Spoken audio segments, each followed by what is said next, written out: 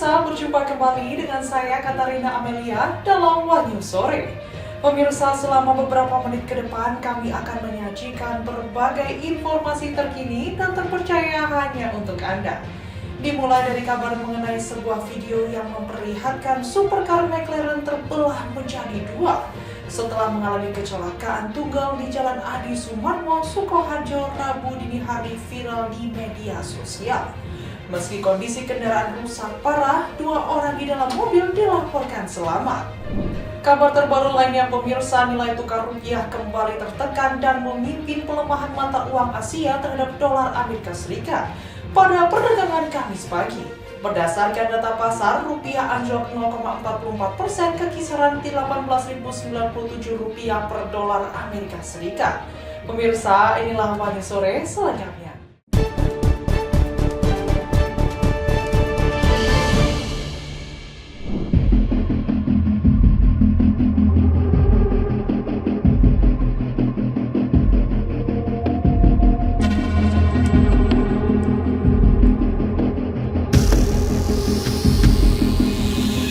Sebuah video yang memperlihatkan supercar McLaren terbelah menjadi dua setelah mengalami kecelakaan tunggal di Jalan Adi Sumarmo, Sukoharjo pada Rabu 8 Juli 2026 dini hari viral di media sosial. Meski kondisi kendaraan rusak parah, 2 orang di dalam mobil dilaporkan selamat.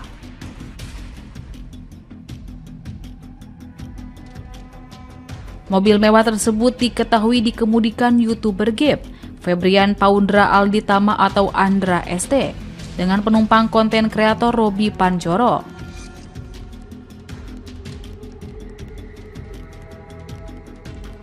Dikutip dari akun Instagram pribadi Andra, dia menjelaskan kecelakaan terjadi akibat mobil kehilangan traksi di bagian belakang saat melaju dengan kecepatan tinggi. Ia juga membantah berbagai spekulasi yang menyebut dirinya mengemudi dalam kondisi mabuk. Andra mengungkapkan, sebelum kecelakaan, mereka baru selesai menonton pertandingan sepak bola dan melakukan siaran langsung, lalu memutuskan untuk berkendara. Berdasarkan informasi awal, supercar ini diduga kehilangan kendali sebelum menghantam pagar pembatas jalan, tiang telepon, dan tiang listrik hingga bodi mobil terbelah menjadi 2 akibat benturan keras. Meski kerusakan kendaraan sangat parah, Andra dan Robi hanya mengalami luka ringan dan langsung mendapatkan penanganan medis. Di sisi lain, Kanit Gakum Satlantas Polres Sukoharjo Ibtu Ardian membenarkan adanya peristiwa kecelakaan lalu lintas tersebut yang dilaporkan terjadi pada Rabu 8 Juli 2026. Ardian menjelaskan kronologi kejadian bermula saat mobil supercar McLaren dengan nomor polisi B331 tersebut tengah melaju kencang dari arah selatan yakni Sukoharjo menuju ke arah utara yaitu Solo.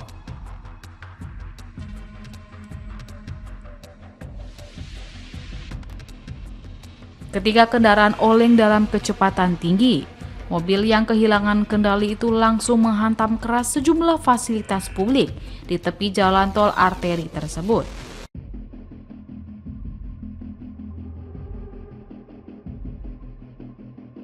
Kerasnya hantaman membuat bodi mobil berkelir oranye cerah itu langsung terputus. Pihak kepolisian memastikan tidak ada kendaraan bermotor lain atau pejalan kaki yang menjadi korban, sehingga kasus ini resmi dinyatakan murni sebagai musibah kecelakaan tunggal akibat kelalaian berkendara. Sebagai informasi, Andra ST merupakan nama panggung dari Febrian Paundra Alditama, kreator konten gaming asal Sukoharjo, Jawa Tengah.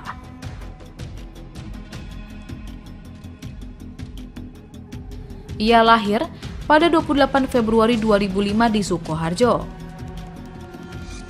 Berkat konten-konten gaming yang diunggah secara konsisten di YouTube, namanya semakin dikenal luas dan memiliki basis penggemar yang terus bertambah. Dari aktivitas sebagai kreator konten, Andra juga berhasil memperoleh penghasilan yang disebutnya turut membantu kondisi ekonomi keluarganya.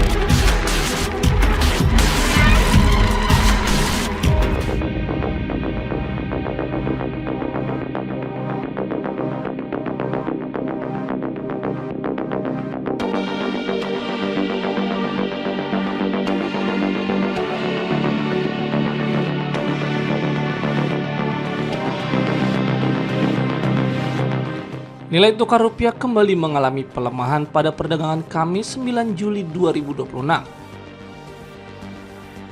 Di tengah pergerakan mata uang Asia yang relatif terbatas, rupiah tercatat menjadi mata uang dengan pelemahan paling dalam terhadap dolar Amerika Serikat. Mengacu pada data perdagangan Kamis pagi, rupiah berada di kisaran 18.097 rupiah per dolar Amerika Serikat atau melemah sekitar 0,44% dibandingkan penutupan sehari sebelumnya di level 17.990 rupiah per dolar Amerika Serikat.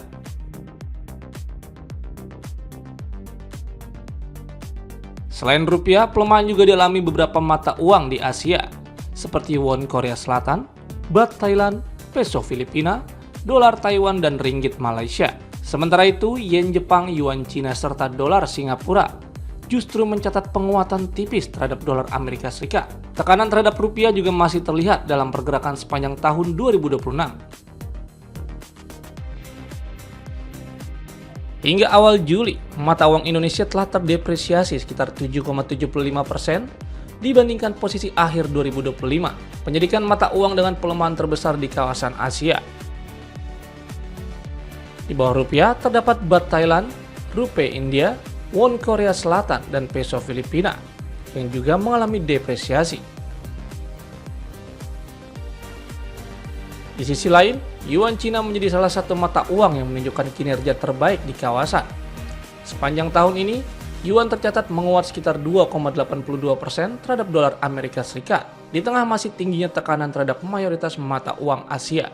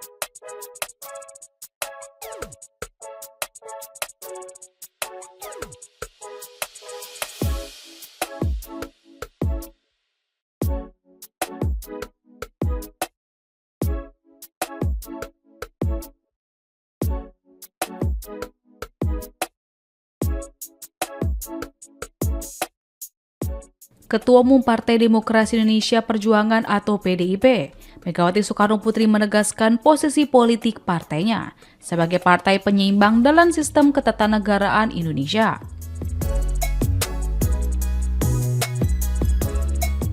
Penegasan itu dituangkan melalui surat penjelasan Ketua Umum PDIP tertanggal 1 Juli 2026 yang ditujukan kepada seluruh kader dan anggota partai.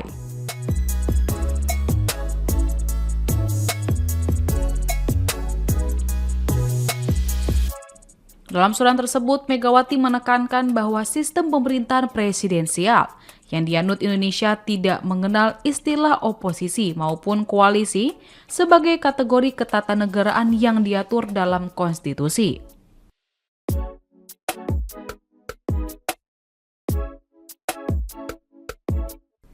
Menurutnya, demokrasi Indonesia dibangun di atas prinsip kedaulatan rakyat dan supremasi konstitusi.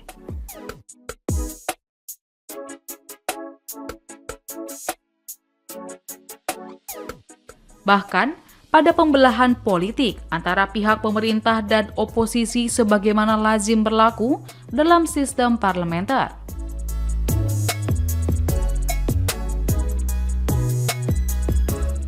Megawati juga mengingatkan bahwa demokrasi yang sehat memerlukan keseimbangan kekuasaan agar mekanisme pengawasan dan koreksi tetap berjalan.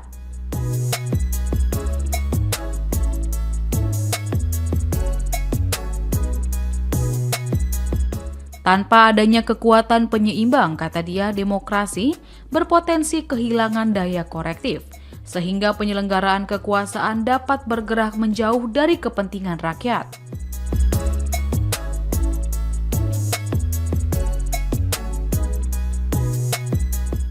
Atas dasar itu, PDIP memilih menempatkan diri sebagai partai penyeimbang yang menjalankan fungsi pengawasan secara konstitusional terhadap jalannya pemerintahan, tulis Megawati dalam surat tersebut.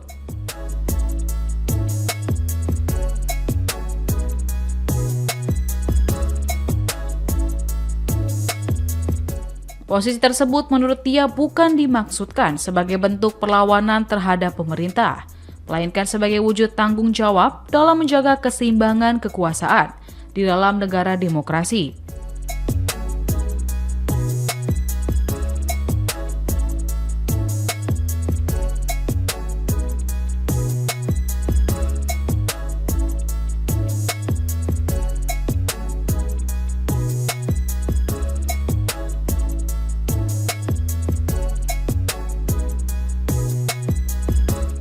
Megawati menjelaskan bahwa Undang-Undang Dasar Negara Republik Indonesia tahun 1945 tidak mengenal status hukum partai oposisi maupun oposisi resmi.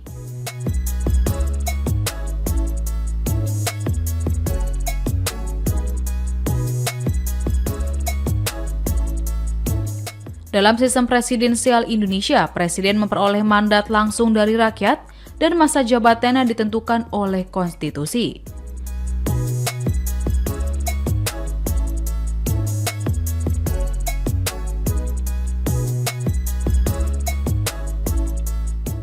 Sehingga keberlangsungan pemerintahan tidak bergantung pada dukungan mayoritas di DPR sebagaimana berlaku dalam sistem parlementer.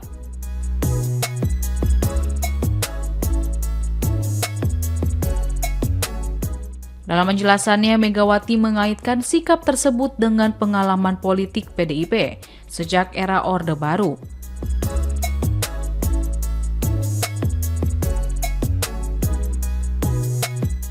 Ia mengingat kembali pernyataannya pada 3 November 1996 ketika menolak disebut sebagai pemimpin oposisi.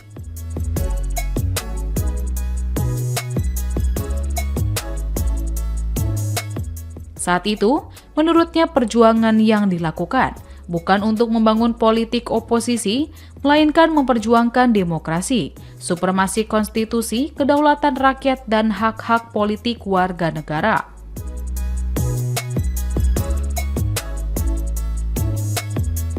Karena itu, PDIP menyatakan siap memberikan dukungan penuh terhadap seluruh kebijakan pemerintah yang berpihak kepada rakyat, serta mewujudkan keadilan sosial. Sebaliknya, apabila terdapat kebijakan yang dinilai menyimpang dari amanat konstitusi ataupun mengabaikan kepentingan rakyat,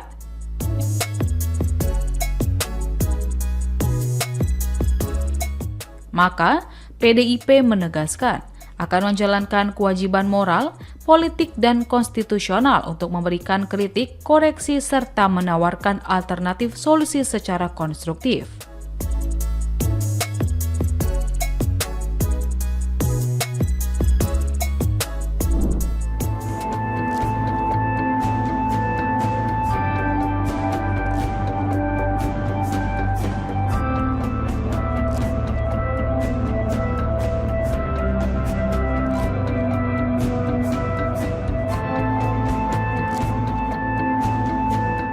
Kementerian Pekerjaan Umum buka suara setelah viral daftar nama keluarga Menteri Pekerjaan Umum Dodi Hanggodo terdaftar dalam surat pengurusan perjalanan dinas ke New York, Amerika Serikat.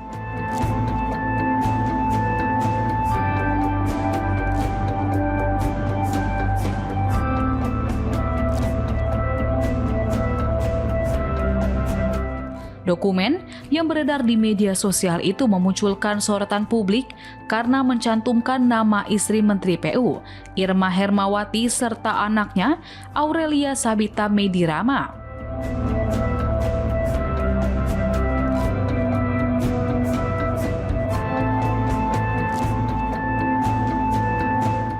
Apalagi keluarga menteri juga terdaftar menggunakan paspor diplomatik, serta tanggal kegiatan bersamaan dengan gelaran Piala Dunia yang masih berlangsung membuat publik berspekulasi.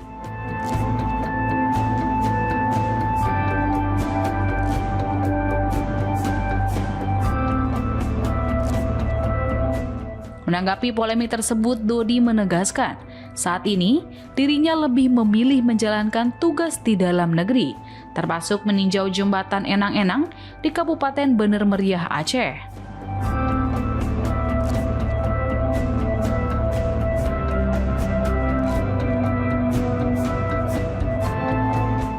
Ia mengungkapkan bahwa dirinya bukan kali pertama memiliki agenda ke Amerika Serikat. Namun kali ini ia memilih memprioritaskan kunjungan kerja di daerah.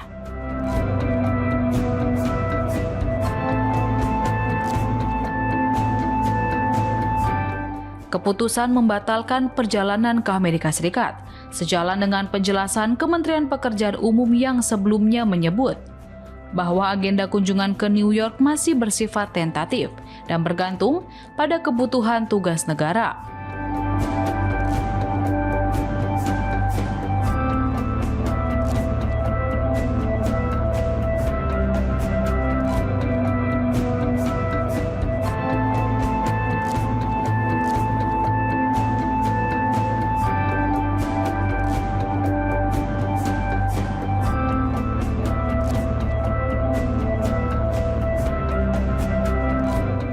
Sekretaris Jenderal Kementerian PU Apri Artoto menjelaskan surat yang beredar hanyalah dokumen administrasi yang digunakan sebagai persyaratan pengajuan visa.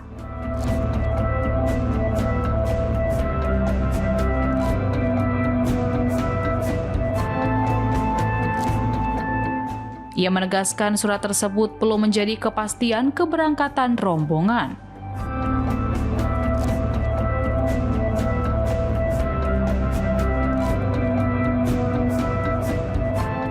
Diketahui Dodi Hanggodo dijadwalkan menghadiri high-level meeting on the midterm review of the new urban agenda yang berlangsung di New York pada tanggal 13 hingga 19 Juli 2026. Namun menurut Apri, agenda tersebut masih bersifat tentatif.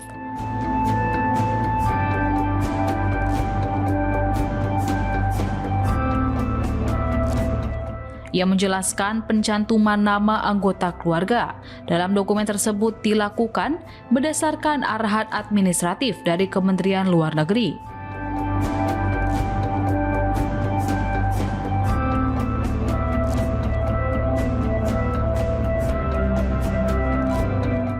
Tujuannya agar seluruh calon rombongan yang berpotensi ikut perjalanan dimasukkan ke dalam satu data saat proses pengajuan visa.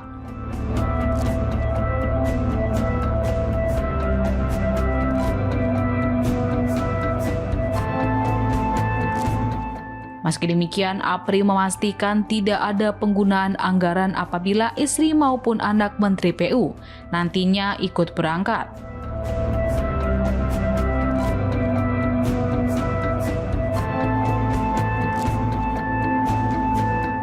Seluruh biaya perjalanan keluarga disebut akan ditanggung secara pribadi.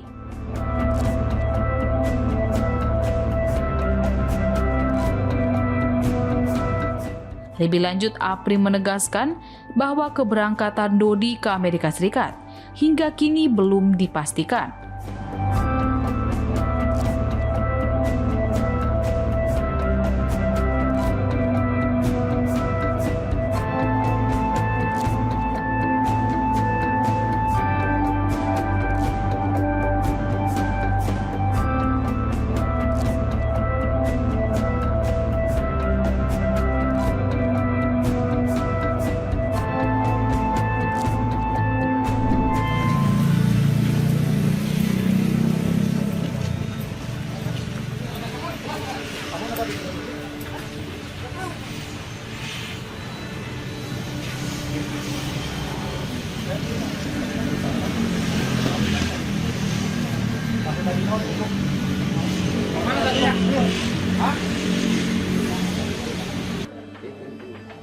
Bapak namanya siapa, Pak?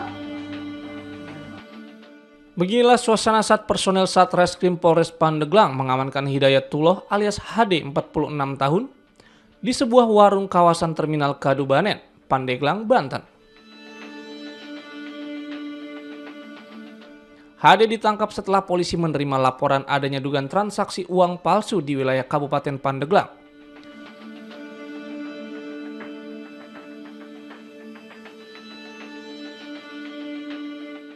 Dari hasil penangkapan, petugas menyita uang palsu pecahan Rp100.000 dengan total nominal Rp45,7 juta.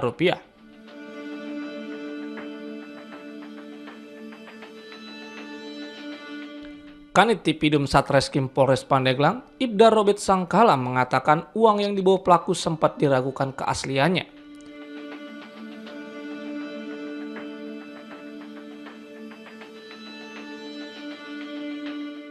Setelah berkoordinasi dengan salah satu bank di wilayah Pandeglang, dipastikan bahwa seluruh uang tersebut merupakan uang palsu.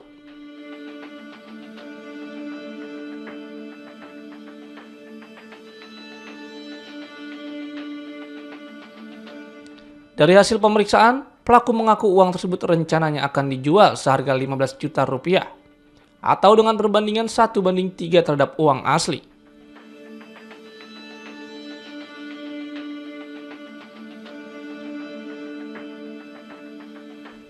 Polisi juga mengungkapkan bahwa HD merupakan residivis kasus uang palsu yang baru bebas sekitar 10 hari dari lembaga pemasyarakatan.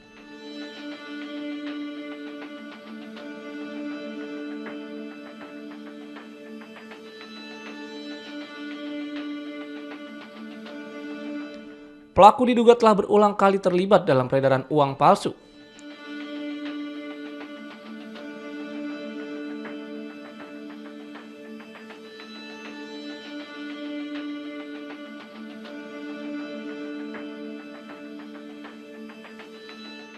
Saat ini, polisi masih memburu pelaku lain yang diduga berperan sebagai pembuat sekaligus pemasok uang palsu tersebut.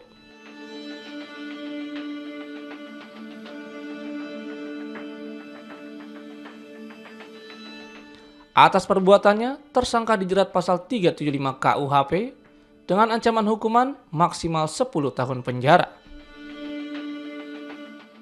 Satreskrim Polres Pandeglang telah mengamankan salah satu terduga pelaku pengedar uang palsu yang mana berinisial HD, usia kurang lebih 46 tahun. Kita amankan di Terminal Kadubanen. Awalnya kami mendapat informasi bahwa akan adanya transaksi berkaitan pengedaran uang palsu. Setelah kita dalami, ditemukan orang tersebut membawa uang kurang lebih sebesar Rp45.700.000. Dalam bentuk pecahan apa tuh? Saat kita temukan, uang tersebut berada di dalam tas dan di dalam plastik hitam dengan nominal Rp45.700.000 dengan pecahan Rp100.000. Nah setelah itu? Setelah kita amankan yang bersangkutan, kemudian kita bawa ke Satreskrim Polres Pandeglang untuk dilakukan pemeriksaan. Setelah itu pun kita melakukan koordinasi dengan pihak bank umum terdekat, kemudian dilakukan pengecekan oleh pihak bank secara 3D, diraba, dilihat dan diterawang, dan juga dilakukan dengan menggunakan mesin otomatis serta ultraviolet. Dinyatakan bahwa uang tersebut diragukan keasliannya. Transaksinya dengan siapa?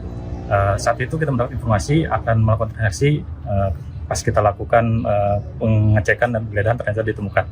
Itu dari hasil pemeriksaan dia sudah sering atau gimana Bang?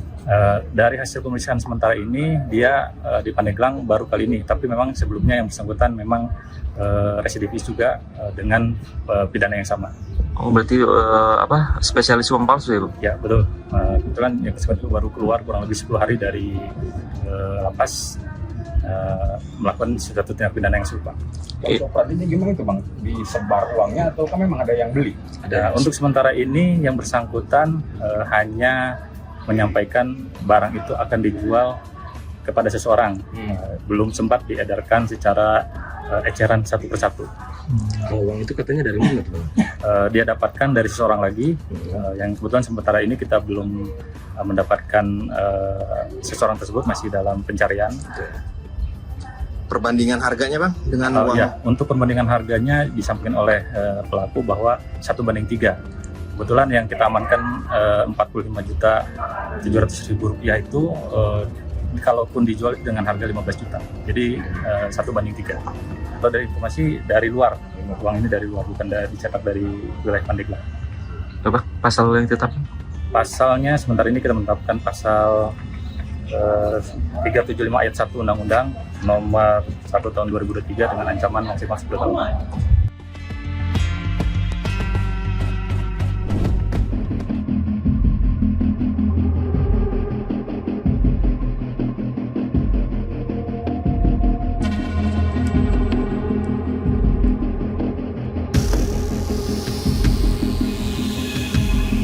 Fenomena cuaca El Nino yang sedang berlangsung saat ini diprediksi akan memecahkan rekor kekuatan tertingginya sepanjang sejarah atau El Nino Godzilla.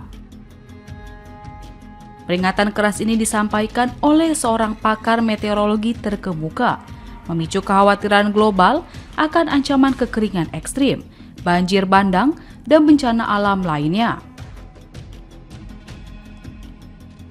Tim Stockdale, pakar El Nino dari European Center for Medium Range Weather Forecast, mengungkapkan berbagai model prediksi cuaca saat ini menunjukkan indikasi kuat menuju fenomena yang masuk kategori ekstrim. Stockdale menyebutkan karakteristik El Nino tahun ini berbeda dari apapun yang pernah ia amati selama lebih dari 3 dekade melacak fenomena cuaca tersebut. Ia menambahkan bahwa akan menjadi kejutan yang sangat besar jika fenomena kali ini gagal memecahkan rekor. Diketahui fenomena El Nino sendiri terjadi akibat lonjakan suhu permukaan air di Samudra Pasifik, bagian tengah dan timur ekuator. Perubahan suhu ini memicu efek domino yang mengacaukan pola angin, tekanan udara, dan curah hujan di seluruh dunia. Biasanya siklus ini berulang setiap 2 hingga 7 tahun sekali dan bertahan selama 9 hingga 12 bulan. Di wilayah Asia Tenggara khususnya Indonesia, El Nino menjadi momok menakutkan karena fenomena ini memicu penurunan curah hujan secara drastis.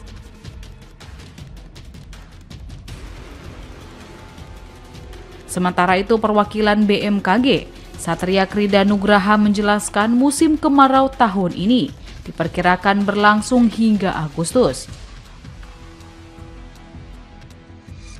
Sementara, defisit curah hujan terbesar berpotensi terjadi pada September hingga November 2026.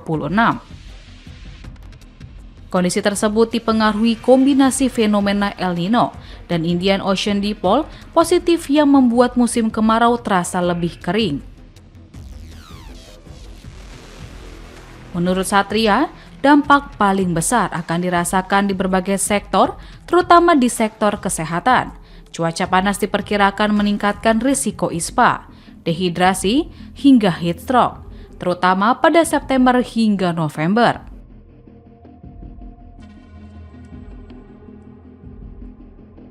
Selain itu, musim kemarau yang lebih kering juga meningkatkan potensi kebakaran hutan dan lahan, serta mengurangi ketersediaan air bersih bagi masyarakat. Ia mengimbau masyarakat menghemat penggunaan air dan menjaga kesehatan. Petani juga diharapkan menyesuaikan waktu tanam, memanfaatkan air irigasi secara efisien, serta menerapkan pertanian berkelanjutan. Pemerintah daerah pun diminta memastikan ketersediaan air bersih, memperkuat mitigasi kebakaran, serta memanfaatkan informasi dan peringatan dini dari BMKG sebagai dasar pengambilan kebijakan.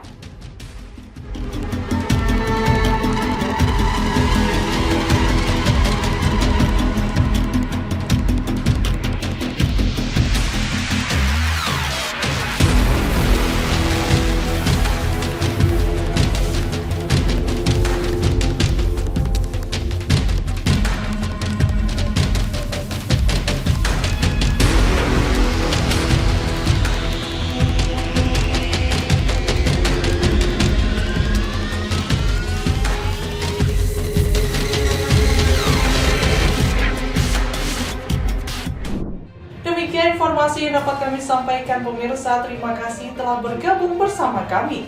Saya Katarina Amelia dan seluruh tim yang bertugas undur diri. Sampai jumpa kembali dalam One News Sore berikutnya setiap hari pukul 5 sore hanya di kanal YouTube TV One News.